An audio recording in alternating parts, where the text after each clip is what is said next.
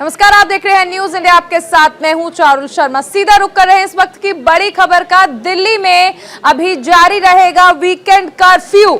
इस वक्त की बड़ी खबर, केजरीवाल के प्रस्ताव को एलजी से नहीं मिली है मंजूरी। केवल 50% क्षमता के साथ खुल सकेंगे निजी दफ्तर। इस वक्त की बड़ी खबर आपको बता दें, दिल्ली में अभी नाइट कर्फ्यू इसी तरह से जारी रहेगा। आज ही मुख्यमंत्री केजरीवाल ने उपराज्यपाल को इसके लिए एक प्रस्ताव भेजा था इसे हटाने के लिए, लेकिन फिलहाल इस प्रस्ताव पर उपराज्यपाल ने मंजूरी नहीं दी है। यानी दिल्ली में अभी वीकेंड कर्फ्यू जारी रहेगा।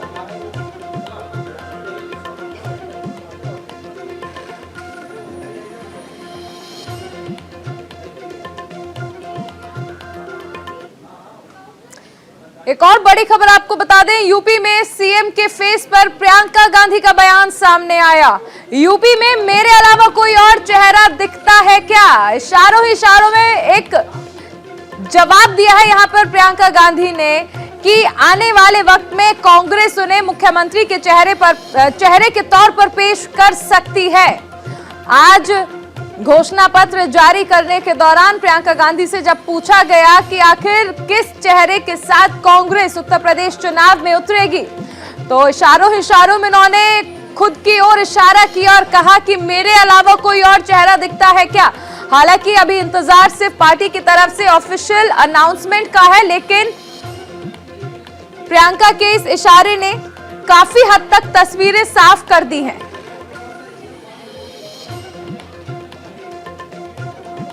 तो यूपी में मेरे अलावा कोई और दिखता है क्या, ये वाकया प्रियंका गांधी की ओर से कहा गया और खुद में काफी है कि आने वाले वक्त में कांग्रेस की ओर से प्रियंका गांधी को मुख्यमंत्री के चेहरे के तौर पर पेश किया जाएगा। प्रियंका गांधी यहां पर अगर देखें तो उत्तर प्रदेश में पूरी तरह से बागडोर संभाल रही है। टिकट शेयरिंग हो या फिर घोषणा पत्र, हर चीज में प्रियंका गांधी ने जिस तरह से इन्वॉल्वमेंट दिखाई है, उसने कहीं ना कहीं प्रियंका गांधी को कांग्रेस की तरफ से मुख्यमंत्री के चेहरे के तौर पर जरूर पेश किया है। सिर्फ और सिर्फ ऑफिशियल अनाउंसमेंट का इंतजार है, आधिकारिक बयान जब कांग्रेस जारी कर कहेगी। लेकिन फिलहाल प्रियंका ने इशारा जरूर दे दिया है कि उत्तर प्रदेश में कांग्रेस की तरफ से मुख्यमंत्री का चेहरा कौन हो सकता है। मुख्यमंत्री के चेहरे को लेकर अक्सर सवाल उठते रहते हैं। आपको किसी और का चेहरा दिख रहा है जी यूपी में कांग्रेस पार्टी की तरफ से? जी, तो फिर तो आप ही चेहरा है मतलब? अब दिख तो रहा है ना सब जगह मेरा चेहरा। जी, मुख्यमंत्री के चेहरे को लेकर अक्सर सवाल उठते रहते हैं। आपको किसी और का चेहरा दिख रहा है जी, यूपी में कांग्रेस पार्टी की तरफ से? जी, तो फिर तो आप ही चेहरा है मतलब? अब दिख तो रहा है ना सब जगह मेरा चेहरा। तो सुना आपने प्रियंका गांधी ने किस तरह कहा कि मेरे अलावा कोई और चेहरा दिख रहा है क्या कांग्रेस की तरफ से उत्तर प्रदेश में। प्रियंका गांधी जिस तरह से सक्रिय रही हैं राजनीति में, और ऐसे नीरज हमारे साथ जुड़ गए हैं। नीरज, अब तो सिर्फ ये कहा जा सकता है कि आधिकारिक बयान का इंतजार है। प्रियंका गांधी ने इशारों में सब कुछ साफ कर दिया है कि मेरे अलावा कोई और चेहरा दिखता है क्या?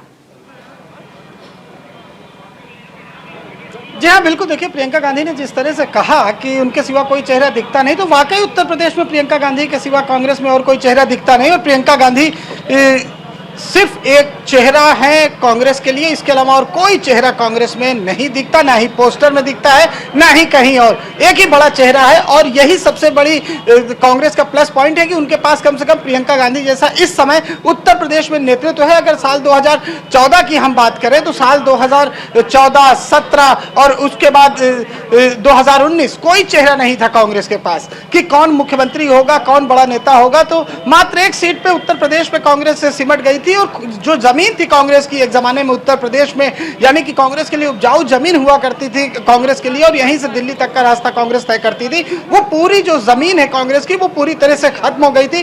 अब प्रियंका गांधी के आने से कार्यकर्ताओं में भले जोश आया हो, लेकिन निश्चित तौर पर यह कहा जा सकता है कि कांग्रेस पार्टी की जमीन उत्तर प्रदेश में फिलहाल खत्म है। अगर प्रियंका गांधी का नाम हटा दें तो प्रियंका गांधी के सिवा और कोई नाम कांग्रेस में नहीं है जो कि फेस हो, जिसको लोग जानते हो, पहचानते हो। तमाम बड़े नेता आए और गए, लेकिन प्रियंका गांधी जैसा फेस फिलहाल 2022 में मिला है। यह कांग्रेस के लिए एक बड़ी उपलब्धि।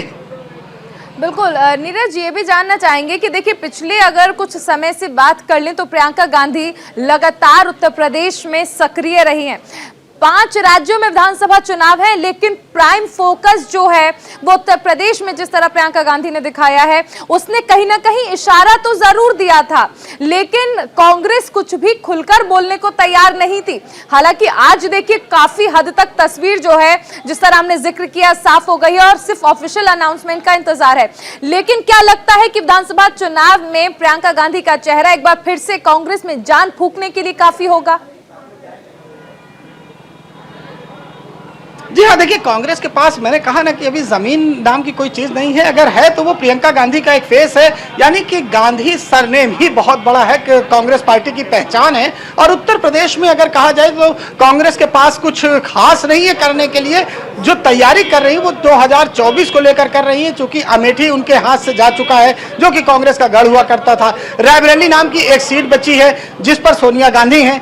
तो अब कांग्रेस के पास समस्या यही है कि वो किसको अपना फेस प्रेजेंट करें, तो लिहाजा प्रियंका गांधी से बड़ा उनके पास कोई नाम नहीं है। तो प्रियंका गांधी ने इसको लीड भी किया है, जिस तरह से हमने लखीमपुर खीरी की घटना देखी हो या आगरा की घटना देखी हो या तमाम और भी तमाम घटनाओं में प्रियंका गांधी जिस तरह से एक्टिव हुई है, उतना शायद कोई नेता एक्टिव नहीं रहा कांग्रेस का, या यूं कहिए कि कांग्रेस के पास लीडरशिप का जो बिल्कुल देखिए यानी तैयारियां कांग्रेस पहले से ही कर रही थी। बहुत शुक्रिया नीरज इस तमाम जानकारी के लिए।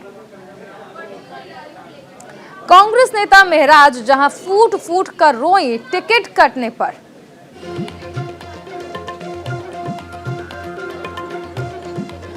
तो कांग्रेस नेता महराज जहां टिकट कटने पर फूट फूट कर रोई हैं। ये देखिए इस वक्त की एक और बड़ी खबर आपको दिखा दे। मुजफ्फरनगर सदर सीट से दावेदार थी महराज जहां 13 साल से कांग्रेस पार्टी के लिए काम कर रही हूं, मेहनत कर रही हूं, प्रियंका गांधी से लड़की हूं, लड़ सकती हूं को लेकर पूछा भी था उन्होंने एक सवाल। तो क्या कुछ कहा उन्होंने, सुनाते हैं आपको। 40% वेतन दिया गया, मैं पूरी मेहनत कर रही थी, मैं तो करती रहती हूँ। मैं तो ये भी नहीं कि चलो भाई फॉर्मेलिटी के लिए कोई मेहनत कर रहा है, मैं तो मेहनत करती रहती हूँ। प्रदेश अध्यक्ष जी ने भी कहा आप बहुत मेहनती हो, आप आगे बढ़ोगी। धीरज गुज्जर जी ने भी मेरी मेहनत देखी है, उन्होंने भी कहा कि आप बहुत मेहनती हो बहन जी, आप जो है तैयारी करो, आप आगे बढ़ोगी। और यहाँ हर मैं झंडा और डंडा कांग्रेस का उठाई फिरी, और आप जो है अब जो रिजल्ट आया तो उसमें जो है सुबोध शर्मा जी का इन्होंने टिकट कर दिया। 6 प्रत्याशी है, 6 प्रत्याशियों में 40% के हिसाब से 2 महिलाओं का होना चाहिए, लेकिन इन्होंने एक ही महिला उतारी, और वो भी ऐसी महिला उतारी है कि जो कभी कांग्रेस में रही भी नहीं है। नया प्रत्याशी उतारा है कल ही ज्वाइन करी उसने और उसको प्रत्याशी बनाया। ये बताइए कि हम मेहनत करने वाले की कोई अहमियत नहीं है। मैंने यहाँ तक कुर्बानी दी कि मैंने अपना परिवार तक नहीं बनाया। प्रियंका दीदी आपने तो अपना परिवार भी बनाया है, मैंने तो अपना परिवार भी नहीं बनाया कि मुझे समाज में अपनी पहचान बनानी है, मुझे समाज में नाम करना है, मुझे समाज की सेवा करनी है। मैं कांग्रेस में इसलिए आई थी, मैं कांग्रेस में आगे बढ़ना चाहती थी, कांग्रेस को आगे बढ़ाना चाहती थी।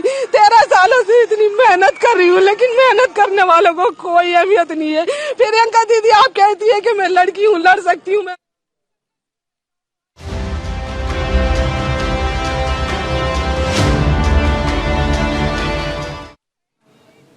इंडिया गेट पर सुभाष चंद्र बोस की मूर्ति लगने के ऐलान पर बीजेपी के वरिष्ठ नेता और बिहार सरकार में मंत्री शाहनवाज हुसैन ने क्या कुछ कहा, सुनाते हैं आपको। हमारे साथ बात करने के लिए बीजेपी के वरिष्ठ नेता और बिहार सरकार में कैबिनेट मंत्री शाहनवाज हुसैन जी हैं। सर, अगर बात की जाए तो प्रधानमंत्री ने ट्वीट किया है और कहा है कि नेताजी सुभाष चंद्र जी की जो मूर्ति है वो अब इंडिया गेट पर लगेगी। इस निर्णय को किस तरीके से देखते हैं आप? प्रधानमंत्री जी ने आज देश के लोगों का दिल जीत लिया है। वाह क्या फैसला है। जितनी भी तारीफ की जाए प्रधानमंत्री जी की कम है।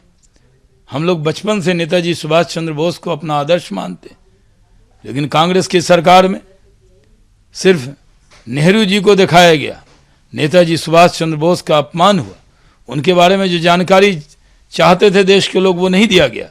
आज प्रधानमंत्री जी ने ये निर्णय करके हिंदुस्तान के लोगों के दिल में एक बड़ी जगह बना ली है। जहां कभी जॉर्ज पंचम की मूर्ति होती थी, इंडिया गेट पे खाली था, इंतजार था इस देश को कोई ऐसा प्रधानमंत्री आएगा जो नेताजी को सम्मान देगा।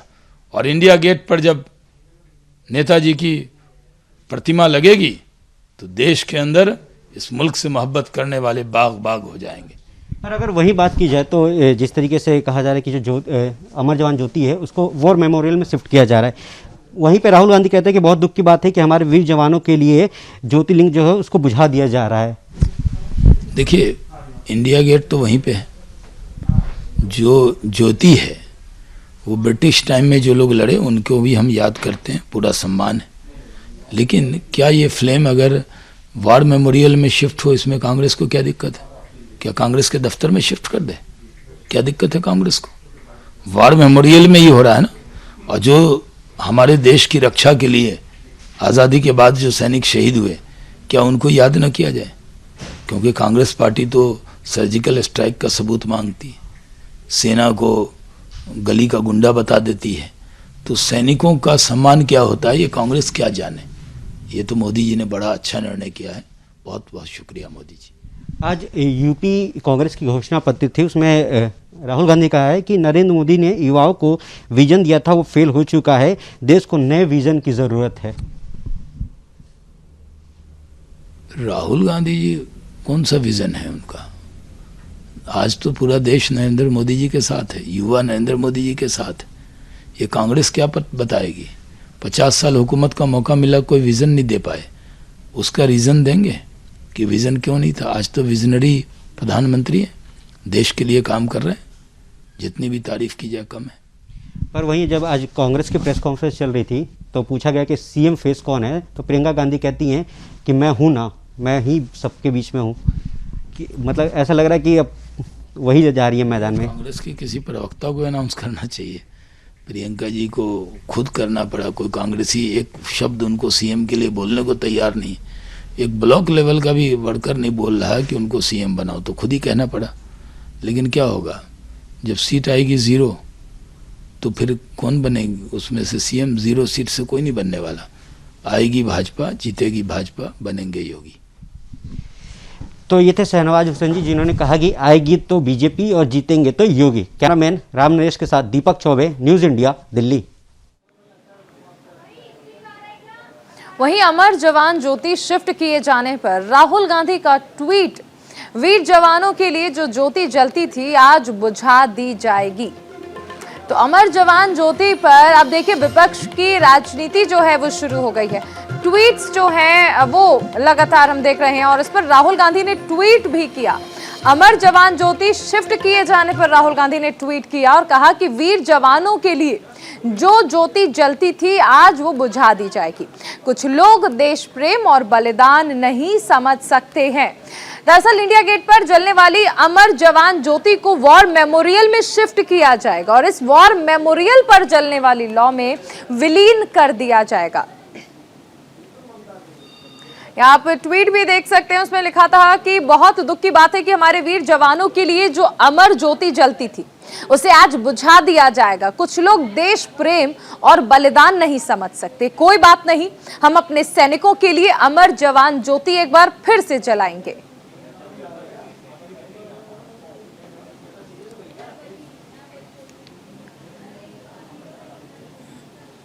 पर अमर जवान ज्योति की एक अपना विशेष स्थान है भारत के लोगों की अंतरात्मा में, उनकी मानसिकता में। और इसलिए ये जो हो रहा है कि अमर जवान ज्योति को बुझाकर और इस ज्योति को नेशनल वॉर मेमोरियल वाली ज्योति में शामिल किया जा रहा है, ये राष्ट्रीय त्रासदी है, ये गलत है, ये इतिहास को मिटाने की कोशिश है। और मैं सभी राजनीतिक दलों से और सभी राष्ट्रवादी शक्तियों से और सभी देशभक्त लोगों से ये अपील करना चाहता हूं आपके माध्यम से कि इस त्रासदी को रोकना हम सबका कर्तव्य बनता है।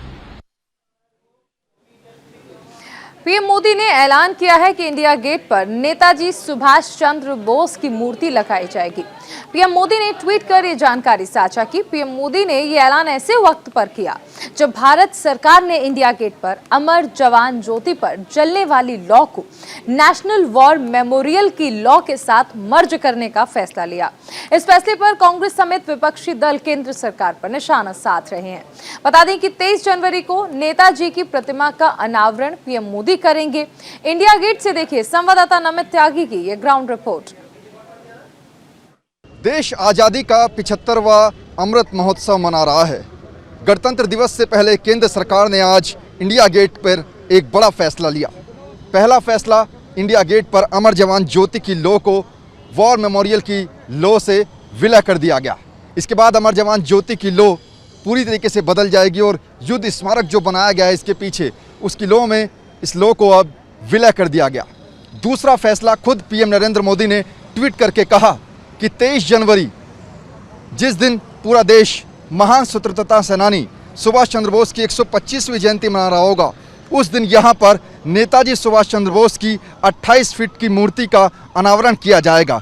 हालांकि वो मूर्ति ग्रेनाइट की बनाई जाएगी, लेकिन जब तक वो ग्रेनाइट की मूर्ति नहीं बनती तब तक होलोग्राम मूर्ति का अनावरण खुद पीएम नरेंद्र मोदी 23 जनवरी को करेंगे। आपको तस्वीरों में दिखाना चाहूँगा, इंडिया गेट और युद्ध स्मारक के बीच में जो आपको छतरी नज़र आ रही होगी, उसी छतरी में नेताजी की प्रतिमा को लगाया जाएगा। हालांकि इस प्रतिमा की बात करें तो पिछले 6 दशकों से ये छतरी पूरी तरीके से खाली पड़ी है। इस छतरी के अंदर 1968 से पहले जॉर्ज पंचम की प्रतिमा लगी होती थी। हालांकि 1968 में उस मूर्ति को यहाँ से शिफ्ट किया गया और बुराड़ी के मैदान में जॉर्ज पंचम की मूर्ति को यहाँ से शिफ्ट किया गया। उसके बाद से पिछले 6 दशकों से ये जो छतरी है वो खाली पड़ी है। हालांकि 23 जनवरी को उस मूर्ति का यानी कि प्रतिमा का अनावरण खुद देश के प्रधानमंत्री नरेंद्र मोदी करेंगे। जिस दिन पूरा देश नेताजी सुभाष चंद्र बोस की 125वीं जयंती मना रहा होगा, तब यहाँ पर उस प्रतिमा का अनावरण किया जाएगा। हालांकि इस प्रतिमा को लगाने की जो मांग थी वो काफ़ी सालों से उठ रही थी, क्योंकि आज़ाद हिंद फौज के सबसे बड़े नेता और सबसे बड़े सेनानी आज़ाद हिंद फौज के सुभाष चंद्र बोस, उनकी प्रतिमा को लगाने की मांग पिछले कई सालों से उठ रही है। लेकिन आखिरकार आज वो दिन आ ही गया जब खुद देश के प्रधानमंत्री नरेंद्र मोदी ने ट्वीट करके जानकारी दी कि देश के सबसे बड़ी सपूत की प्रतिमा को इंडिया गेट पर लगाया जाएगा। कैमरा पर्सन आकाश के साथ नमित त्यागी, न्यूज़ इंडिया, दिल्ली। हल्का गुरदासपुर से कांग्रेस विधायक बरिंदर मीत सिंह ने पंजाब चुनाव को लेकर क्या कुछ कहा, सुनाते हैं आपको। कांग्रेस पार्टी ने आज अपने उम्मीदवारों की पहली लिस्ट जारी कर दी है और गुरदासपुर से विधायक बरिंदर सिंह पारा को चुनाव मैदान में उतार दिया है। हमारे साथ बरिंदर सिंह पारा मौजूद हैं, उनसे बात करते हैं। पारा साहब, पहले तो आपको मुबारकबाद और न्यूज़ इंडिया पे आपका स्वागत है। बहुत बहुत धन्यवाद। क्या कहना चाहोगे जी आज? देखिए, आज बड़ी खुशी का दिन है मेरे लिए, क्योंकि आज मेरी टिकट अनाउंस हुई है। मुकाबला किस पार्टी के साथ मानते हैं आप?